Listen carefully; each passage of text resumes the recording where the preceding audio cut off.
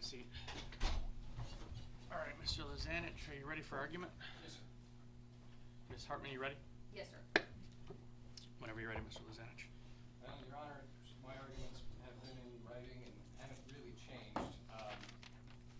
Predominantly, even if the capias had been a warrant, it could still be invalid based on material omissions. Detective Chenoweth had testified that there were things that were not brought to his attention when he prepared that affidavit, and they were omitted from the application for the capias.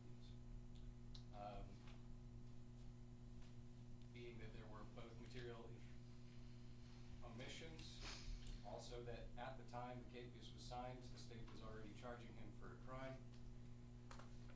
It's the defense position that the warrant was, or the capias was invalid, that there was no valid arrest warrant or search warrant at the time when deputies ordered Mr. Wade, who was in his curtilage, to come out, which constitutes a search and requires a search warrant. And courts have said law enforcement may not ignore the dictates of Payton and Saavedra. Essentially, our argument has remained the same. We do seek to suppress all observations of the deputies from the point where Mr. Wade was seized. He was seized initially when Detective Farkas and Detective Vanskoy arrived on scene and told him he was under arrest. At that point, he was seized. And being that he was inside his curtilage, that not being a search warrant, it's the defense position that that was an unlawful seizure. Additionally, it remains the defense position that the capias is not a warrant. And even if it was a warrant, given the material omissions, it wasn't a valid one. So we seek to suppress any observations of Mr. Wade, his condition, or his conduct by the officers after the point from which he was seized. And additionally, we do renew our 4 motions to dismiss. Okay. All right, Ms. Hartman. I'm going to go motion by motion because there was just a lot to unpack there. For the motion to dismiss for violation of due process, I would argue that Mr. Wade's due process rights were not violated, that Judge Carney did sign a capias or an arrest affidavit that Detective Chenoweth obtained. You heard from Detective Chenoweth that he did not know of Mr. Wade making any statements that he was recording law enforcement or that they were aware of it, and so that was not a bad faith or material omission by Detective Chenoweth, as well as it would not be material if Mr. Wade had said, I'm recording you on other occasions in which he wasn't charged with. He still did not let law enforcement know that he was recording during those particular calls.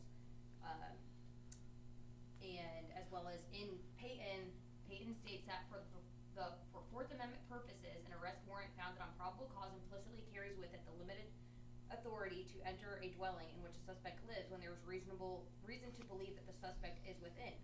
So they had an arrest warrant. It was a capias issued by Judge Carney under Payton, which is a Supreme Court case that does give them the ability to enter the dwelling or curtilage if they have reason to believe that the suspect is within. He was just on the other side of the fence. They knew he was there. There was testimony that he possibly was armed, which is possibly an exigent circumstance because they couldn't allow him back in the home to barricade himself, creating more of a risk to themselves and other persons. So that would also in Mr. Lozanich's motion to dismiss for violation of due process, it included that they failed to get him medical care. They asked if he wanted EMS. He chose not to receive EMS. He got care at the jail. He reported his injuries to the jail. They took photos of his facial injuries. No one knew of these internal injuries. And when he said that his ribs were kicked, or I'm sorry, he didn't say that his ribs were kicked. When he said that he had pain to the side of his ribs, the jail staff, medical staff, didn't order any x-rays or CTs, which is in their discretion to order or to not order. You also heard testimony from defense's expert witness that there's not much you can do for fractured ribs. So that may be why the jail staff ordered that. For those reasons, I would ask for the defense's motion to dismiss for violation of due process be denied. When it comes to the motion to suppress, I would argue the same thing, that there was sworn testimony and evidence in support of Detective Chenoweth obtaining a arrest affidavit for this defendant. There was sworn testimony by multiple officers that they did not give consent for Mr. Wade to record them. They didn't know they were being recorded. They had the expectation of privacy, and they were in fact recorded. With that information, Detective Chenoweth came to the state attorney's office, in which they swore to and affirmed in their charging document that there was testimony to support that charge and the material allegations there within. Based on that, as well as Detective Chenoweth telling Detective Carney about the case, he signed a KPS or arrest warrant. There was nothing that indicated a reason to suppress any of the evidence. After that, when the arrest was effectuated and the audio recording device was taken into the custody of law enforcement, a search warrant was obtained by Judge Brigham, we heard testimony of. It was after that that it was searched, and more recordings of law enforcement officers were found in which they gave sworn testimony, and a probable cause arrest was made based on the support of those charges.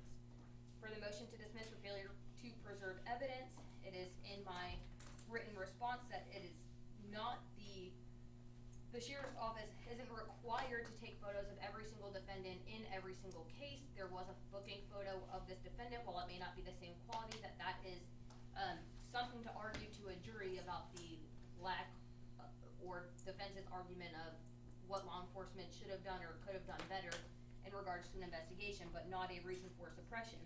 He did get medical records. He could have an expert testify to the injuries, as long as it became relevant to that, and they can say approximately how long those injuries were there for. Therefore, it does not, and there was no bad faith effort on behalf of law enforcement to not have that evidence for defense.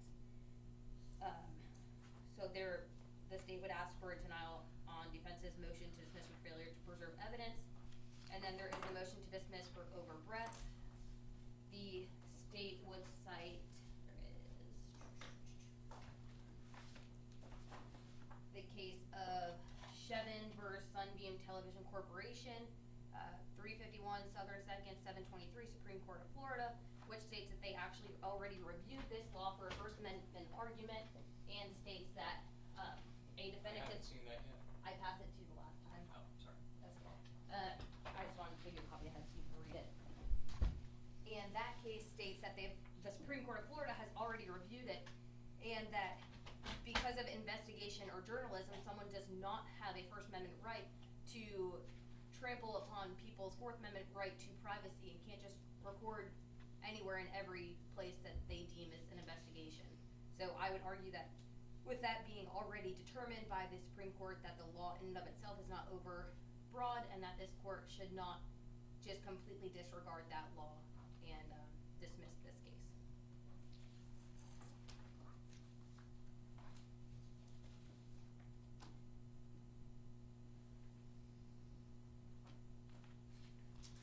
And I only have 2 sentences to respond with. Go ahead. Specifically regarding the exigency, Kentucky v. King, United States Supreme Court, 563 U.S. 452nd, Supreme Court, United States, 2011. The police may not create an exigency and then rely on it to get around the exclusion rule to establish good faith. And additionally, as the state indicated, where the line is whether or not an expectation of privacy is reasonable, and by her traverse, Ms. Hartman has agreed that the expectation of privacy they had was not reasonable. I'd object to that since that was not what I stated. All right, let's start with the motion to suppress, because that's where the majority of the testimony and court time has been spent on this particular issue. And after the testimony and legal argument, I don't think this is a close issue. I think the issues and the facts have largely been conflated here to bring an argument. I don't find any constitutional violations, whether it's Fourth Amendment or otherwise. A warrant is secured. The warrant is based on sworn probable cause. A search warrant is later secured based on sworn probable cause. There's been recordings made by your own client in this particular case. There's admissions made by your client in this particular case. As to the I believe it's 4 counts of, in effect, the unlawful wiretapping. And I know of no law that specifically excludes law enforcement officers or any public service individual from the protections of this statute. You argued, I think, what was it, last Tuesday, the first time we were here, about recording law enforcement, and those are situations where there's a camera and it's occurring in public, and there is a case related to a chief of police conference room, but these are very specific factual situations which don't line up and don't mirror any higher court's decisions at this point in time. We can debate the policy considerations, and I think there can be reasonable arguments on both sides, but at the end of the day, the law is what the law is. And it's not there yet. It may never be there. Maybe it is. I don't, at some point, maybe it gets there. But it's not there now. I don't find there were any material omissions or overt lies or misrepresentations made to Judge Carney or Judge Pete Brigham in issuing the warrants in this particular case. In fact, they not only could have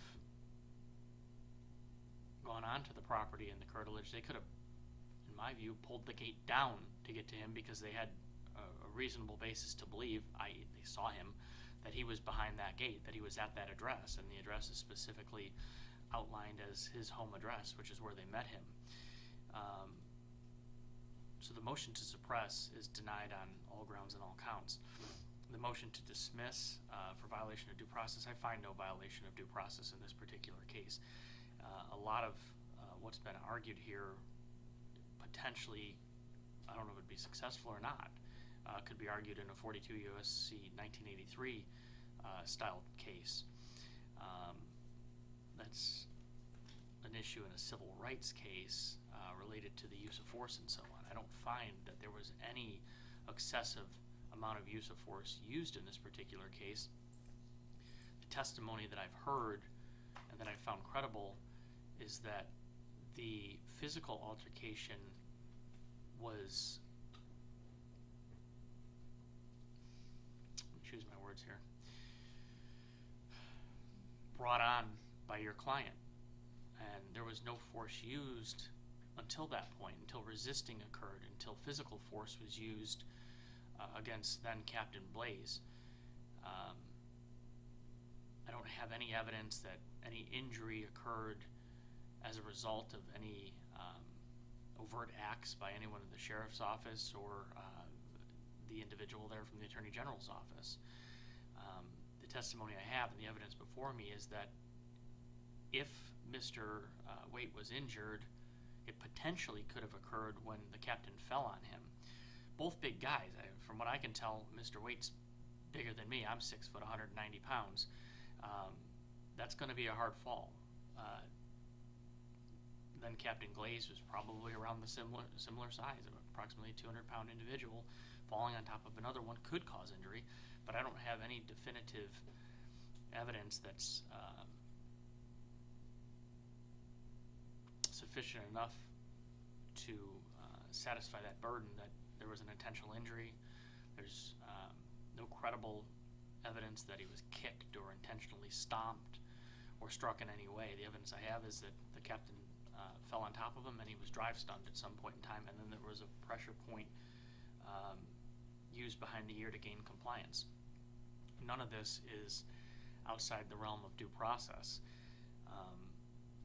and I don't find that the motion to dismiss should be granted for that reason. I don't find there is any failure to preserve any evidence because of the type of camera that was used in one situation versus another. There's no outright duty to even take photos. Could it be best practice? Sure. If there's an allegation that there's injury, is it best practice? Sure. But there's no lawful requirement for them to even take the photos that they did take. I believe most of the photos you showed or proffered at some point were a few days later. So that motion is denied as well. I don't find anything improper. I don't find any violations of his due process rights, and there in the alleged failure to preserve evidence. And the motion to dismiss for overbreath, I think, is really an open and shut issue pursuant to the Chevin Sunbeam Television Corporation case 351 Southern 2nd 723. The issue seems settled. It's that case is clear and dispositive on the issue. That motion is also denied. So with that, all defense motions are denied here today. We stand, I believe, set for calendar call in this case on the, what is it? February 17th? I don't think I have calendar call that day. Oh no, that's the trial date. February 13th. February 13th is the calendar call day. That's a Monday. Actually, it's February 6th calendar call, jury trial February 13th. There you go. February 6th is calendar call. So approximately 3 weeks we have calendar call, where in which case, Mr. Waite, you and your counsel will come in and announce ready for trial, or a plea will be taken. Those are the two options. You either plead or we go to trial. Because if you're not pleading, then you're still contesting the case and we have a trial. The trial jury selection is February 13th. That's a Monday. I have 37 cases, I think, set that day. So I can't tell you exactly which day this case will be heard. My view is this is a one-day case. We're dealing with the facts that we heard here today. A lot of what we went into today, as I indicated, won't go before a jury for various evidentiary reasons. So I anticipate trying the case that week. If things change and the parties are able to come to some type of agreement, or there's other issues that come up, let my judicial assistant know, and we'll act accordingly. Do you have anything else, Mr. Lizanich? None at this time, Your Honor. Ms. Hartman, do you have anything else? No, Your Honor. All right. Your Honor, I still show two motions outstanding that I don't have record of, if they're granted or denied, as to state's motion to strike Gregory DeClue and motion to strike Edward Siraki. Which one was Siraki? Your Honor, I had listed Mr. Siraki early on, and then we decided to use Chief Harrington instead. All right, so that motion's Yes. moot. We didn't hear him anyways. And Mr. DeClue is only a rebuttal witness. He's not not anticipated to testify to anything unless the state's witnesses bring Mr. Wade's mental condition into question. Who was Mr. DeClue again? He's a Psychologist. forensic psychologist, Your Honor. All right, we'll hold that one in abeyance. I'm not going to rule on that yet. That may came up. It sounds like Mr. DeClue is not going to be an issue as it is. We heard proffered testimony from the expert last week on that, so that one motion's held in abeyance, the other one becomes moot. Thank All right. you. Anything else? Any other questions? Any other concerns? All right, that does it for today on this case. We're adjourned. And Judge, for the rulings on the witnesses though, are those applicable to trial as well, or do you want me to refile those motions to strike for trial? The- It would be the same. Well, he's basically indicated he doesn't need Mr. DeClue because he has somebody else. Siraki, Your Honor. Sorry, okay, I've got him backwards. DeClue is a mental health expert. Only I suppose you'd have to. I held that one in abeyance, so you don't really need to refile it. You just need to bring it up, re-raise it. Yes, sir, and then you made findings about Chief Titterington, specifically what he was relevant to. Right. what he was Yeah. It's probably an issue before we start trial. Yes. It's when we address preliminary issues. That's 2 or 3 weeks out, and I'll have probably 1,000 cases in front of me between now and then. So I think we'll re-raise those before trial if they're ripe at that point in time. They may not be. I mean, there may be a change in tactic from now to then on Mr. Lizanich's part. There may be a tactic in your part after today's, the last day and a half's hearing. Each of you got a preview of what the other side has and intends to show, and if it's still a ripe issue, we'll address it then. Okay? Yes, sir. All right, very good. We're adjourned.